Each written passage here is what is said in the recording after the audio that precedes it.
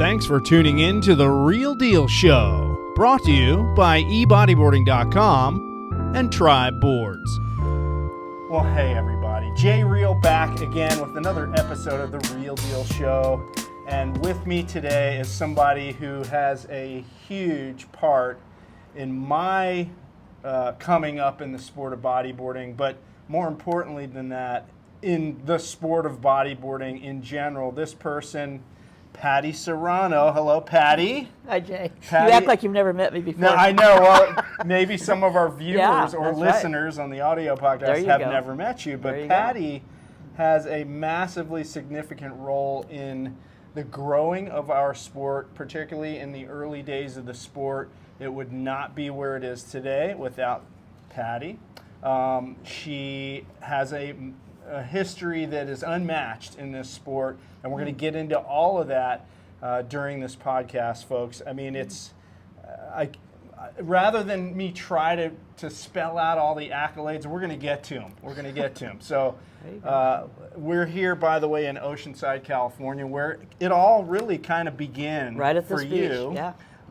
And so let's get to the nitty-gritty first, Patti, because man, I have a massive amount of respect for you, and I'm going to say where we met in the midst of all this. But where, just to get the nuts and bolts out of the way, where were you born and raised? Oh, okay. Well, I was born in Alhambra, California. I'm a Cali girl. Cali girl. True and true. And my dad used to drive us before the I-5 and the 405 down through La Habra to the beach. So I was raised pretty much on the beach. My dad was a fisherman, so my sister and I and brothers, we got to go to the beach a lot. Oh, so water person from the get-go. Total water person. And I also found out that I like being by water. Like when I'm out in Colorado, I like being by the river and stuff like that. So I'm a definite water girl. Yep. Yeah.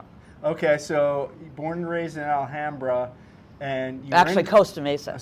Oh, in Costa Mesa. Yeah, we moved down to the beach, to Costa Mesa. Okay, so Costa Mesa, so Orange County, and then at some point, you seem like a free spirit. Were you doing all kinds of sports as a younger woman? Were you into, I know you're into music, we're going to talk about that too. I mean, were you a free spirit as a youngster? Yeah, I did like a lot of sports, and I was definitely, a gypsy. You know, I remember sleeping in my Toyota station wagon out on the North Shore way before people were stealthing or, van life or anything. Yes, so this is van life way before van life was a hashtag. That was my first experience, and waking up in the morning and looking at the ocean and having my little bran muffin and fruit and stuff.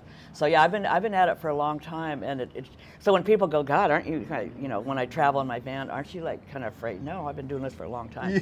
Yeah. But anyway, back to your question. Yeah, so I definitely love the ocean, and it was very inspirational when I decided to get in my car one night from Costa Mesa. By the way, our reunion's this weekend, 60 years, so that can put everybody into perspective. High school? Yeah, how old? Costa Mesa High School. Costa, okay. Okay, so that puts you don't have to say my age, but that'll kind of figure it out. I heard 30-year reunion. Oh, okay. That's what I heard. Anyway, 60-year reunion, okay, I don't know if you do the math there. Awesome. But anyway, so I headed out on the freeway. I wanted to find somewhere that was an hour south of Orange County, and Elm Street came up. And Tom Morey, by the way, loves this story because it was very divine how, When we interviewed Guilherme, this happened too. You're so popular. She's so popular. Her phone rings during interviews. Gosh. Do you have to answer? I should, but that's okay. I'm going to turn it off. You should. You can edit that out. Okay. So I got off. And, Jay, from that moment, I think if you believe in divine or anything like that, my steering wheel literally went like this. And Tom loves this story. Yeah. I go down Elm Street, then my steering wheel went on Coast Highway this way, and I went, where am I going? You were just aimlessly driving. I was just looking at Carlsbad, California. It wasn't the village of Carlsbad then, remember? It was kind of a little funky surf town. Right. And then I went and turned left on Maple Street, and there was this for rent, this cute little beach cottage. I go in, get the number, and I actually rented it. Well, as life would have it, it was a block away from Tom Morey's house. Oh, wow. And I didn't know him and Marsha were living there. Okay, and were you even a surfer or body surfer? My sister was a really good surfer. I was a terrible surfer. I had like vertigo. I couldn't stand up, and I couldn't ski or surf because I had something going on. But let me quickly interject and say, she said Debbie, her sister, by the way, is Debbie Caldwell, the founder of Custom X Bodyboards. There you go. Yep. So Give her a little, it's there's a little connection accolade there. Yeah, so Debbie and I ended up moving into that place. But see, I knew Tom and Marcia on Kauai. A lot of people don't know this about the story. I actually knew Tom before the Morey Boogie. Oh. And Marcia and I used to body surf out at Brandekees Beach on Kauai. So you lived on Kauai for a spell. That's where I met Tom Morey. Yeah, Okay. yeah. And so this is 60s, you know. Okay. So Okay. when I met Tom Morey, he said, "Who's that girl that you always are like, you know, out in the water with?" And you know, it was rafts and body surfing. There was no boogie boards. I go, "Oh, that's Marcia." And well, anyway, lo and behold, 51 years later, they were married for 51 years. Wow, So it was really cool. But that's where I met Tom. So when I reconnected with him on in Carlsbad, someone said he lived over on the corner. And you had no idea I he had was no living idea there. when I rented that house that Tom Morey was a block away. And by the way, Jim Favor, who doesn't get mentioned a lot, who was Tom's partner, was up on the other corner. So we called it like the Divine Triangle at one point, because I went over and knocked on Tom's house, and he goes, "Who is this?" And I go, "It's Patti." "Oh, Patti, what are you doing?" I go, I remember you from Kauai, kind of thing. Oh yeah, no, we were actually friends in Kauai. He remembered Patti, you know. Oh, okay. He goes, "What are you up to?" And I go, "Well, I'm living a block away with my sister Debbie, and I'm going to college, and I'm taking business law, and blah blah blah blah." He goes, "Oh no, you're a beach chick. You got to come look at this boogie board." And he gave me this board, Jay, that I went out on Chestnut, which is a block away, and I rode it. And you know how a lot of people remember their first ride? Sure. I can remember what I had on. I can remember which way I was going. Now remember, I couldn't surf, but I get on this board, and I remember I didn't go straight off like most new people kooks. I started to cut. And I went, way. "Oh shit, this thing this thing can turn." No way. And now my eyes are like this. Did you have fins on? Swim I had fins? fins on. Okay. Yeah. Okay. I got into the wave, and I remember my eyes were like, you know, when you laugh and your eyes kind of squint. I was laughing and enjoying so much that I went and just rode this thing in. I got out of the water. Tom was a block away. I walked up to his house, and I go, "Tom, I'm in." Wow. And he knew that once I got on the board. And so that was actually, believe it or not, my experience on that first wave was kind of like what made me think about how we were going to get other people on it, if we could just get them out in the water. Yeah, now this is about mid-70s, right? This was 77-ish. Okay. Yeah. So I go to work for Tom. And As what? What did he had about 8 of us in the office. It was we now have a little building, and Bobby and Joey and Debbie and all these people you know are outside in the warehouse. And it was Tom, me, Greg Labuse, Luis Houlihan, Jim Favor would come in. There was about 7 or 8 of us in this one little office. And all I had to do was answer the phones, because the phones were starting to ring. Yeah, and people Tom, wanted to order boogie Yeah, boards. so Tom, he printed that little ad in Surfer Magazine, you know, little business card ad, and so I started answering the phones, and Tom goes, "You got to get out of here." And I go, "What are you talking about?" And he goes, No. I want you in that boogie van out there, and I want you to go hit up all the surf shops and talk to them like you're talking to them on the phone right now." He goes, "You're amazing on the phone." Well, you got to know the backstory was I had really low self-esteem, you know, because I had, you know, come out of a broken marriage. I had a 2-year-old kid. I was a single mom. And so for Tom telling me that, it was like watering a flower. Yeah. So I go out there and start hitting up the shops and figuring out, you know, I mean, remember, I was in love with the product, but they weren't.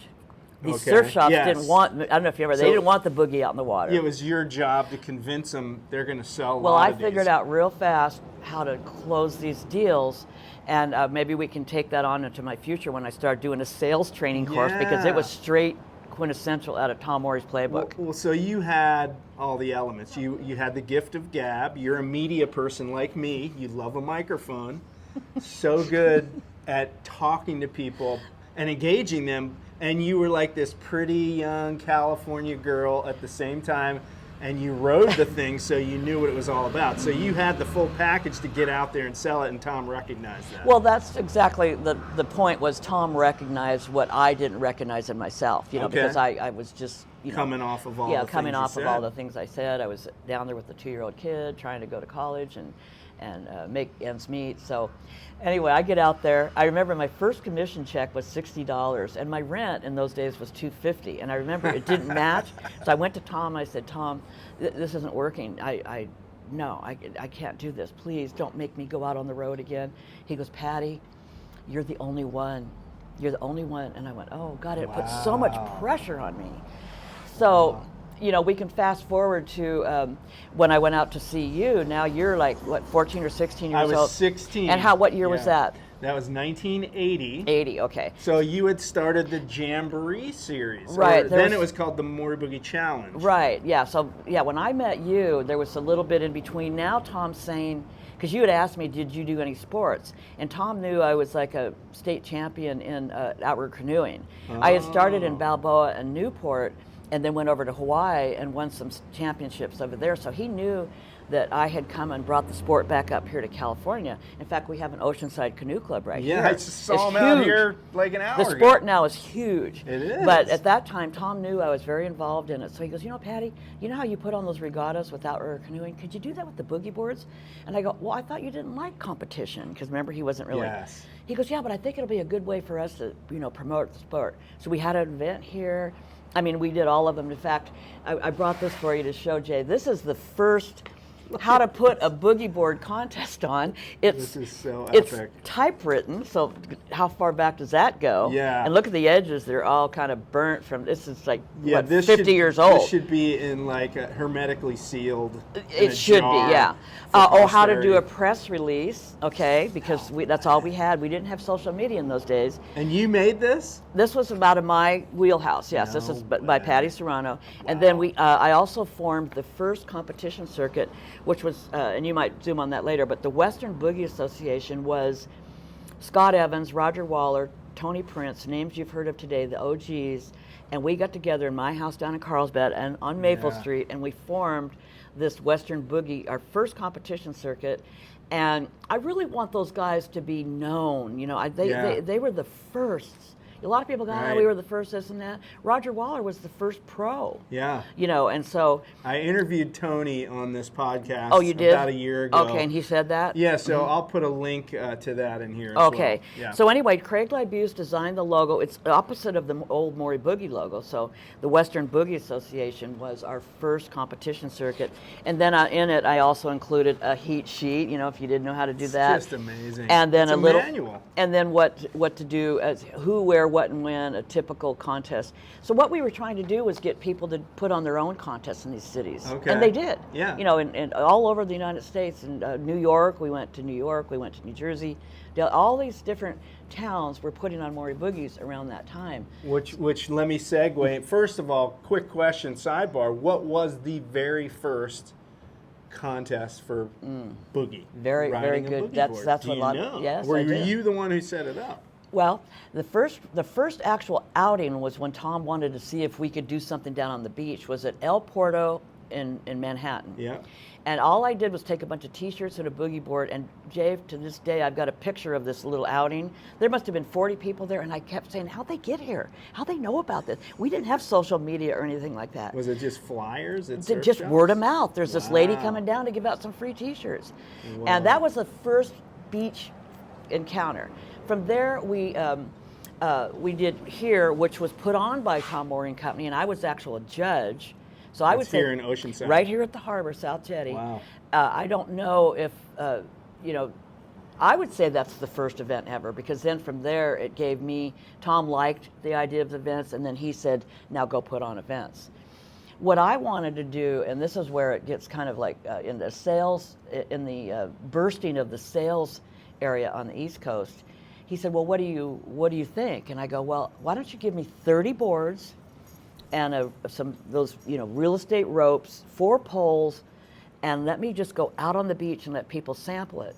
So in this picture here, you can show it later, but in this picture here, it's me at Cocoa Beach, Florida, and I'm telling all these. It was like my first outing in public speaking. Wow! I had to tell all these kids what a boogie board was. Let's put that up to the phone. And by the way, if you're listening on the audio podcast, I do apologize. There are some visuals here, but you can always watch it on YouTube later. Right. Man, so that little Beach. that outing there was a 2-day event. We went down the first day, and then had thousands of kids ride the board.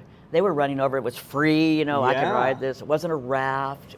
So this was the first time they'd seen a boogie board on the East Coast. Yep. Now Tom says, okay, Patti, so now what? You've got these people stoked. I went, well, in my little sales brain, you know, I didn't know anything about business, but I knew that we had to sell some of these. So I went and called all these surf shops, Ron John Surf Shop and Kite City and all those places, Ocean City, you know, and said, would you take a boogie board so that when I'm on the beach, I can direct them down to your shop? Yeah. Oh, no, we don't want any of that stuff. I said, I went to Tom, I go, they don't want it. I said, do you mind if I send a 3-pack to each one of these and put them on consignment? Yeah. Of course they took those.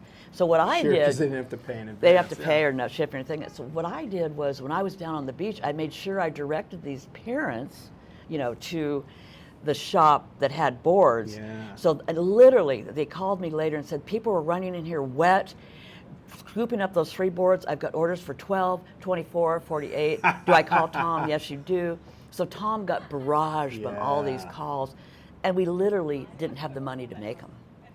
Well, see, now this is a Business 101. This is direct evidence that what you were doing worked, and that's kind of where I come into the. Right. I'm just going to dive super quick Tell into that. me about your experience. So it was 1980. I had just started riding boogie boards, and I was on rafts before that. That's right. But boogies were the new thing. More control, more speed, all of that stuff.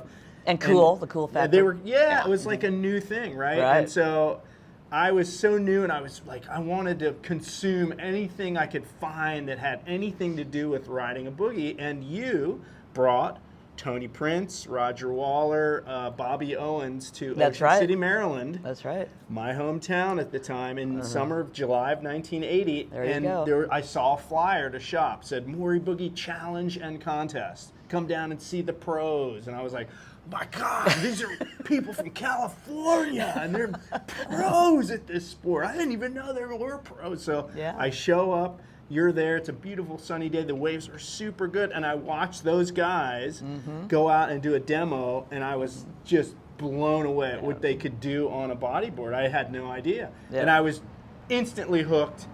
Your marketing worked great on me, and the next day I showed up, and it was my very first competition. Wow. I lost probably, I think, in my first heat, but I had so much fun just being a part of that boogie energy that you brought from California. Thank so you. I'm a product of your efforts. Oh, wow. That's really pretty There special. you go. That's So, special. anyway. Can I just interject what Please. Jay did to me?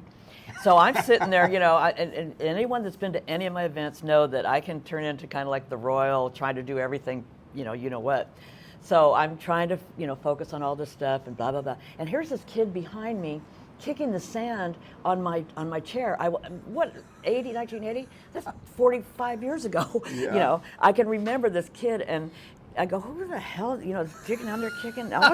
Where's all this sand coming from? I turn around, and as you know, the quintessential Jay smile, here's this little kid, which I was a kid, you know, you were a kid to me, just smiling at me, and I go, oh, it's you. Did you want to come up here and help me or something? And he goes, and remember, he was right in there. He joined the group, you know, all the riders that were traveling with me, and Jay was immediately just, you know, one of our ambassadors. He turned into the ambassador of Ocean City real quickly with that smile and that persona that, as many of you know over the years now, it's never left Jay. Thanks, so anyway, Patty. Enough about me. Yeah, This but is that's about you. Well, I know, but thank you. But I do remember the moment, though. I remember the moment when I met you. That's when I met you. Well, the cool thing is we're still friends. I'm still friends with all. Well, not Bobby Owens. I haven't seen him since for many years. But Roger and Tony. We're we're all. Well, that's the beauty of this whole sport. And once it gets into your blood, is Tony, Roger, Scott, all of us are all still together. And if we're together, don't even try to come in and badmouth any one of say, oh, did you hear? Because we are so, when we get together, it's like, it's just, I don't even know what it's called, but we're just like, we're so in sync all these years. We have reunions every once in a while, and there's a love like you cannot even explain, Yep. And then those guys were picked in the early days, and then we'll fast forward to Hawaii, but you look at when I was now going over to Hawaii to pick a team, Pat Caldwell, Ben Severson, and Keith Suzuki ended up on my Hawaiian team. That was circa like 1980-ish, and look at them. Yeah. So those guys had the spirit for me to pick them as riders, and look at them today. You were the one who connected them with the dots, with something, the whole yeah. thing. You connected the dots, brought them into the fray, and like you said, they became legends of the sport. It's just so amazing, to think that the passion of and we talked about this at this month we're celebrating Tom Morey month, October, that's 2 years since he passed, and that spirit, Jay, has just permeated through everything this month. We've had people showing these historical pictures, so that same spirit that went through me and Tony and Roger and Scott in those days, and meeting you, it wasn't an accident. It was not an accident. This was the spirit of the boogie. Yeah. And then for me to go to Hawaii and meet Pat, and Pat takes me out to Ben's house in Hawaii Kai, and then I go down to Point Panic to meet Keith. That wasn't an accident. No. It was all part of the whole picture of bodyboarding, and that's what's so wonderful to be a part of it for me. Yeah, the whole vibe of the boogie that Tom threw out was enjoy, right? All the ad said enjoy. Enjoy. Right? So the whole vibe was not to go out and rip, tear, and lacerate and, be aggressive per se in those days. It not was, in those days, hey man, go out in the ocean and enjoy Morey riding Boogie waves. for a good feeling, And the boogie made it for a good feeling. That was his part slogan, of it. yeah. Mm-hmm. And it was a vehicle that made it easy for people to get in the ocean and ride away first time. Like you relayed that story, how you were just grinning from ear to ear after your that's first what crack I thought at it. that, like if someone, like you go to Costco and you sample a chocolate eclair and they go, where are these? If you love it, well, that's what happened to me. I sampled the boogie board and I loved it. And I've always called it a boogie board. Even when everyone changed it to bodyboard, I still called it a boogie board. Because it was called the boogie when Tom invented Morey it. Boogie, Right? put your body on a boogie, and I'm still a boogie boarder. Right. And that term is actually now kind of come back. It is. Even the top guys go, let's go boogie. That's right, let's boogie. It's just, it's come back. Yep. So, we're now at the point where you've assembled this team, you've created this culture of, fun contests and the challenges, and eventually those became called the Jamborees when Mary Lee Christensen took over. But somewhere, was it around 1980 that you stepped down from this position as marketing? It was 1981. I had gone on, we sold to Kransco, which a lot of people don't know the history, which was a big company in San Francisco. And Kransco came down and met me in my office at Tom Morey and Company and said, well, what part do you think you can play? And I had this one little slide that Tony had given me about the sport. It might have even been at El Porto that day. And John Rosecrans, who was one of the owners of Kransco, said, you're hired. And he said, and Tom loves this story because, Kransco bought from him, so he didn't have a whole lot of nice things to say because he lost the boogie. But in my story was, Kransco took me under, and I still got to be with the boogie board. Yes. And so they came down every year and said, how much money do you want to make and what kind of car do you want to drive? So I'm sitting there, little beach girl going, I'm sitting on top of the world. Yeah. I'm flying to New York and, Chicago. I went to Toys R Us in Saddlebrook, New Jersey. So Kransco really taught me about business. Yeah. And I had to fly up there once a week on Fridays to their sales meeting. And so right around that time, my brother and I were singing at a club down in Carlsbad. Because you were then in a punk band called Patsy Pink, right? Well, that was just a little bit before that. Yeah, Okay. about 6 months before that. She had pink So hair. I go up to Kransco and said, I'm leaving. And they go, what? You just took $300,000 from 7-Up bottling company, and wait, we'll lose that promotion, the Sunkist promotion. I go, no. Well, I'll stay on for the summer, and I have this lady that I think can take over. And they hired this gal from Trish from Australia that they knew the guy, blah, blah, typical networking. She came out, I don't know if you ever met her, but she only lasted about a half an event. No. Because when she saw that we were all so tight, it was hard to penetrate. Couldn't break into that. We were really tight. So I told them, I said, I think Mary Lee Christensen, she's an event person from Carlsbad. I think she could do this. How did you know Mary Lee? I knew Mary Lee from, I can't remember where I met her, some kind of competition thing, because she was a competitive athlete also. Yeah, swimming. Yeah, swimming. So I don't remember, but I know that she was really good at what she did as an event organizer. So I vetted her with the Kransco, and they actually, after Trish couldn't make it, they hired Mary Lee. So hold on, you quit because you wanted to pursue the band thing? Well, they thought I was crazy because they said, you know what, well, I guess I am, but you know, the whole thing is when you looking back now on my life, you can understand why I did that. Because I felt that you've got to do things before you turn 60. And in those days, 60 was old. I would say probably you got to do things before you turn 80 now because I'm approaching 80. But in those days, I did this podcast called Do It Before You Turn 60. And when I went to meet Rosecrans and John Bowes, it was quintessential that kind of thinking. If I was going to be in a band, I was 30. I needed to do it now while I was still young and trim and not wrinkled. I mean, I couldn't do it now, but I had to do it then. And okay, I have this great job, but well, lo and behold, and I remember you saying this once before in my lifetime years ago, everything you do, Patti, you land on your feet. I remember you saying that. And coming out in a band, I mean, I had so much fun. I mean, we played all these gigs. We even played at the championships for Reale. And so everyone got to know me as Patsy Pink, which was Patti Caldwell Pink, because pink was my favorite color. So anyway, so much on that. All I can tell you on the years that I sang, which was 5. I have a 5-year. I do everything in 5-year increments. Okay. So the 5 years. And then you get burnout and move on to the next thing. And so I literally kind of semi-retired at that point after that. So, but in between there, let's see, that would be circa 80s. I moved to Lake Tahoe with my son, who was a just Olympic-bound skier in my mind. So you did it for him? I did it for him, and he thanks me today because he's an incredible skier in Colorado, and he's still at 49 like you doing crazy stuff, you know. But yeah, so we moved to Tahoe, and then I would go down to Santa Cruz. Mary Lee would put on an event down in, you know, Steamers Lane, and I would, you know, judge, or I'd come down here to Oceanside and judge. So I was still kind of involved, but, you know, pretty much living in the mountains. So by the time I got back in 90, Bodyboarding magazine had gone under with the recession that was out. And a couple people called me and said, well, you know, you're working at a graphics company, why don't you do a little magazine? And so I said, well, I want it to be by bodyboarders. So I knew you lived in San Clemente, Regina lived in San Clemente, Pat Caldwell lived in San Clemente. I called you guys and I said, could you come down and we'll do a little meeting on, can we do this? I don't know if you remember that meeting. Oh, sure, I remember meeting at your place. Yeah, absolutely. So I had this place where I was really into the whole Japanese thing where I had the low table and I was totally into minimalism and everything. And so we sat at this little Japanese on the floor, and we came up that night with Bodyboarder International Magazine. And it later became BIM, but that was the name that we all voted on that night.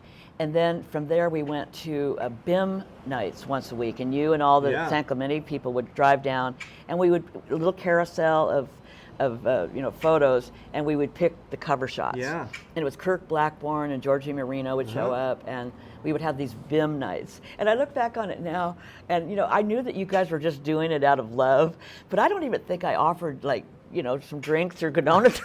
I feel like we brought food with us. Maybe. It wasn't, my point is, it wasn't around food, it was around, oh really? Okay. And the birds.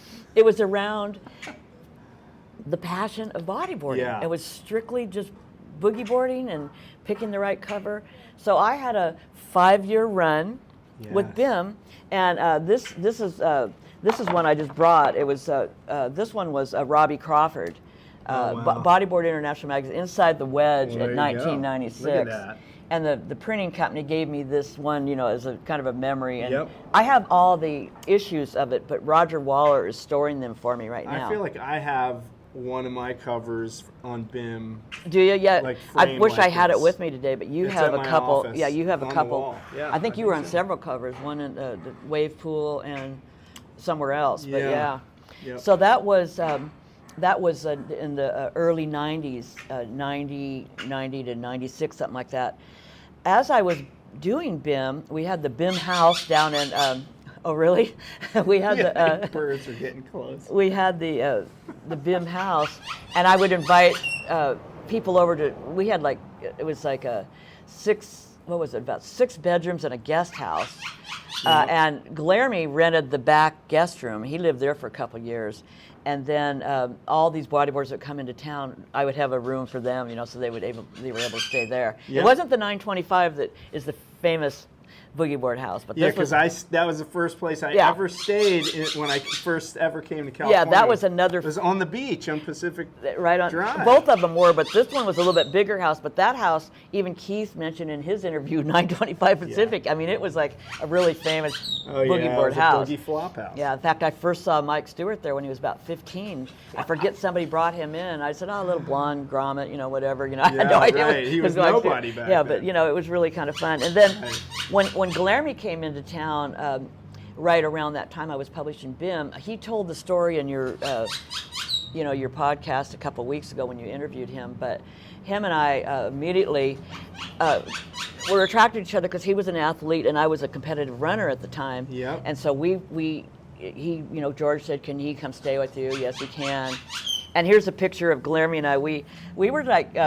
Let's put it right up to the camera. We Can were- you see this? we were like literally, what would you call it? Practice mates. We would Right. run together, play tennis together. He even mentioned Yeah. that, we'd play tennis, we would go karting, and we've got such great stories of our life, down there in Carlsbad those in are those fun days, years, for sure. He So was at the beginning of his So career. BIA comes a couple years after BIM.